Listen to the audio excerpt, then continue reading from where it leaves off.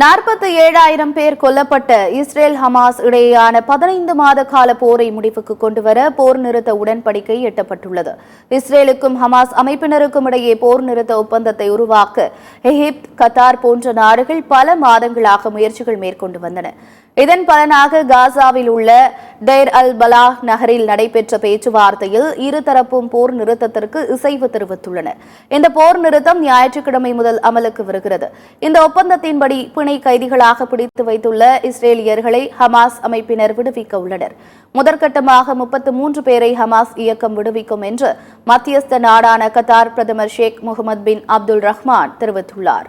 அதற்கு பதிலாக தங்கள் நாட்டு சிறைகளில் அடைக்கப்பட்டுள்ள ஹமாஸ் இயக்கத்தினரை இஸ்ரேல் விடுதலை செய்ய உள்ளது. போர் நிறுத்த ஒப்பந்தம் விரைவில் கையெழுத்தாக உள்ள செய்தியை அறிந்த காசா மக்கள் உற்சாக கொண்டாட்டத்தில் ஈடுபட்டனர். இதற்கிடையே அமெரிக்காவால் தான் தற்போதைய போர் நிறுத்த ஒப்பந்தம் ஏற்பட்டுள்ளதாக இஸ்ரேலுக்கு ஆயுதங்களை வழங்கி வந்த அதிபர் பைடன் பெருமிதம் தெரிவித்துள்ளார். இதற்கு ட்ரம்பும் உதவியதாக அவர் குறிப்பிட்டுள்ளார். இந்நிலையில் காசா போர் நிறுத்த ஒப்பந்தத்தை பல நாடுகள் வரவேற்றுள்ளன. கடந்த 2023ஆம் ஆண்டு அக்டோபர் 7ஆம் தேதி இஸ்ரேல் மீது 5,000 ஏவுகணைகளை ஏவி ஹமாஸ் அமைப்பினர் தாக்குதல் நடத்தினர்.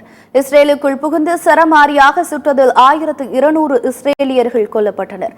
250 இஸ்ரேலியர்கள் உட்பட பல்வேறு நாட்டினரை ஹமாஸ் அமைப்பினர் பிணை கைதிகளாக பிடித்துச் சென்றனர். இதற்கு பழிக்கு பழியாக தாக்குதலை தொடங்கிய இஸ்ரேல் 15 மாதங்களாக மொத்த காசாவையே உருக்குலைத்து மண்மேடாக்கியது. காசாவில் 47,900 பேர் கொல்லப்பட்டுள்ளதாக கூறப்படும் நிலையில் உயிரிழந்தவர்களின் எண்ணிக்கை அதைவிட அதிகமாக இருக்கும் என கூறப்படுகிறது. இஸ்ரேல் மீதான தனது திடீர் தாக்குதலுக்காக ஹமாஸ் அமைப்பு பெரும் விலையை கொடுத்துள்ள சூழலில் தற்போது போர் நிறுத்த ஒப்பந்தம் கையெழுத்தாக இருப்பது உலக நாடுகளை நிம்மதியடைய வைத்துள்ளது. 20ஆம் தேதி அமெரிக்க அதிபராக ட்ரம்ப் பொறுப்பேற்க உள்ள சூழலில் போர் நிறுத்தம் அமலுக்கு வர உள்ளது குறிப்பிடத்தக்கது.